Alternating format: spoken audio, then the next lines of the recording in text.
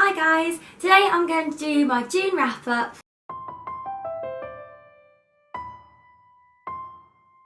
Just as a side note, I have to say I am so nervous to do this video because obviously Laura's not with me. I don't know if you've seen our changes to our channel video yet, but basically because we don't live together anymore, we're going to have to do some separate videos, and this is the first one that I've had to do alone. So I'm not sure how it's going to go, so bear with me. The first book that I finished in June was Stranger Than Fanfiction by Colfer, and I actually did a whole review of this video, so I'll put it down below so you can go check that out. But just a quick summary to get you hooked to go watch the video. Basically, this book was incredible.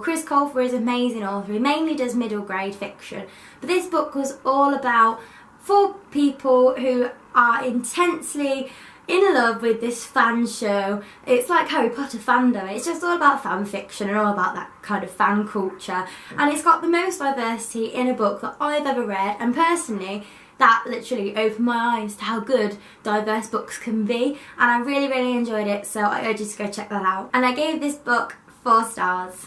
The next book I read was Scrappy Little Nobody by Kendrick, because I watched Caris on Reading from Caris's channel, and she read Kendrick's autobiography, and she said how funny and witty and dry humour and sarcastic it was, and I was like, that sounds like something that's going to break up my reading month really well, and I just really wanted to go straight into it, and I just wasn't disappointed at all. Kendrick is funny, and what I loved so much about it was that the whole time she was famous and working in Twilight, she still lived in this little house and didn't have enough money with this little wine stain on the floor, and I just couldn't believe that she was still so famous in my eyes, and she was still living that way. But I just really like her humbleness and her humility, and I just really liked it, and I gave this book 3.5 stars. The next book I was super excited to read because we got a proof copy of Loneliest Girl in the Universe by Lauren James, who is a lovely woman. We got to interview her a couple of years ago now actually, and it was just an amazing experience, and since then she's gone from strength to strength. Next Together has just come out in America, and it's so lovely to see how excited she is over it, because her channel and her views have gone up considerably because of all you American people. Love it, and of course you would, because it's diverse, it's funny, it's eccentric, it's crazy. This book is absolutely crazy, but this is The Loneliest Girl in the Universe, and I think this is better than The Next Together and The Last Beginning duology, because it's exciting, it's tense, it's all about Romy Silvers. She's a girl, and she is the only person on this spaceship called the Eternity, and she's going from Earth to Earth 2 because there's been problems on Earth, and the science has completely rocketed out of control, so she can go all the way here. But we don't know why she's alone. It's a bit of a thriller, and then there's another guy called Jay on the other spaceship, and it's all about them interacting, and just the best emotion and intensity throughout. I read this book in one sitting, I think, because it was just so intense, I couldn't put it down, and I liked the way that she told the story, definitely. It wasn't my favourite book in the world, but I think it's because I've just got something against sci-fi. I love sci-fi on telly, but as soon as it's in a book, I'm not the biggest fan.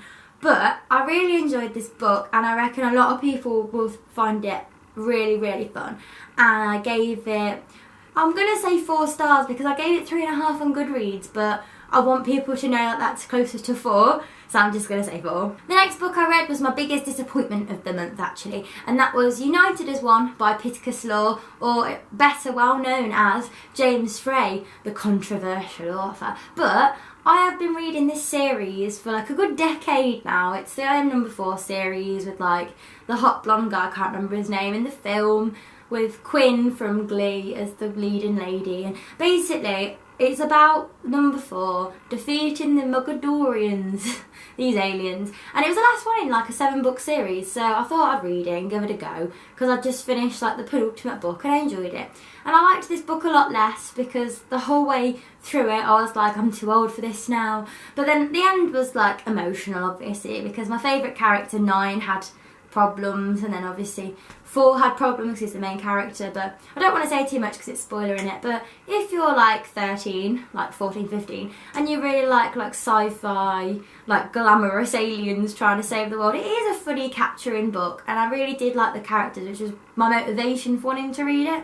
But they just got very samey towards the end, and I'm glad it's over basically. But I still gave it like 2.5, 3 stars. The next book that I read was Where Things Come Back by John Corey Whaley, and this was for Maddie and Bees over at Heart Full of Books Readathon, which was on the 24th and 25th of June. And I really struggled to read this weekend actually, because it was when a few of my housemates, including Laura, were moving away, and so it was very emotional. And we also went out in the evening, in the night time. I actually really enjoyed Where Things Come Back. It was all about a guy called, I can't remember, and his little brother called Gabriel. And I didn't know, like, I read the blurb when I was like a quarter of the way through the book, and on the blurb it says Gabriel disappears, and I'm like, oh, I wasn't expecting that at all. So I was going to say don't read the blurb, but I've just told you, so don't worry about it basically, because Gabriel going missing is a big part of the book, but it's not the whole point of the book. But basically there's just so many metaphors in this about how the main character deals with his brother going missing, but also how he deals with school. And basically there's a bird like that hasn't been seen in his sleepy little town for a really long time, and then it comes back, and then everyone goes mad about it, but then no one cares about Gabriel gone missing.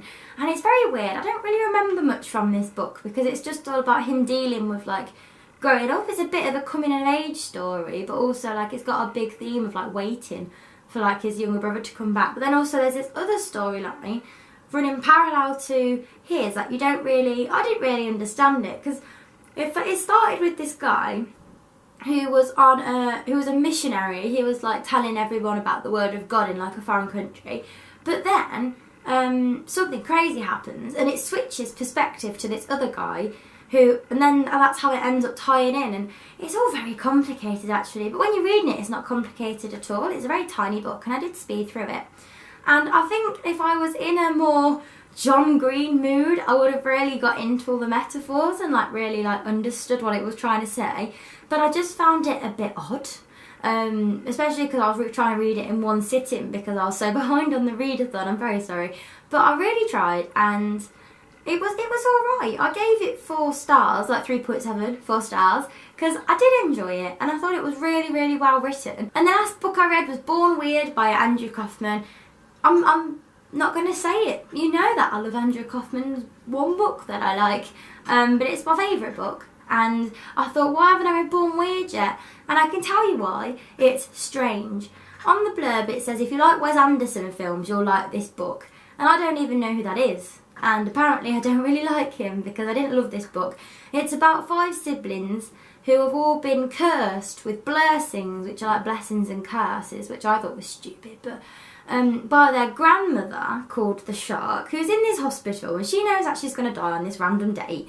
So she tells them, you've all got to come to me and surround me when I die so I can lift your blessings that I put on you at birth.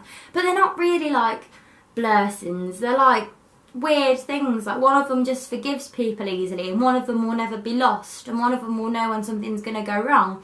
So basically it's about these estranged siblings trying to go around the country, pick each other up even though they're a bit odd, and then go back to the Shark to try and get their blessings lifted. And it was just the most random thing I've ever read. Like, one of them is pregnant. She is like the main sibling who we follow and we see throughout the book. And she's pregnant with this kid, and her husband, she pretty much treats like a piece of shit the whole way through the book. Like, she doesn't even talk to him, and that really annoyed me. And then she has her daughter, and oh yeah, her husband's called Paul. Then she calls it Paulette, and I'm like, what is this stupid book? But it was humorous in places. It just didn't have the same like innocent quirks as All My Friends Are Superheroes to me. It felt just a bit strange. I think it's because it's a lot longer. And also towards the end, everything just went a bit mental. It was really slow at the start. The pacing was really slow, and then it was like really quick at the end. I didn't really like that. So in the end I gave this book 3 stars. So that's it for my wrap up. I'm really happy with all the books that I've read. I don't think I'm going to be reading much next month. I'm going to swap to if you watch the Changes channel video, you know that I'm going to swap to 5 books and then wrap up every 5 or every 7. So I get to talk about them in more detail. I will see you on the next video, guys. Bye!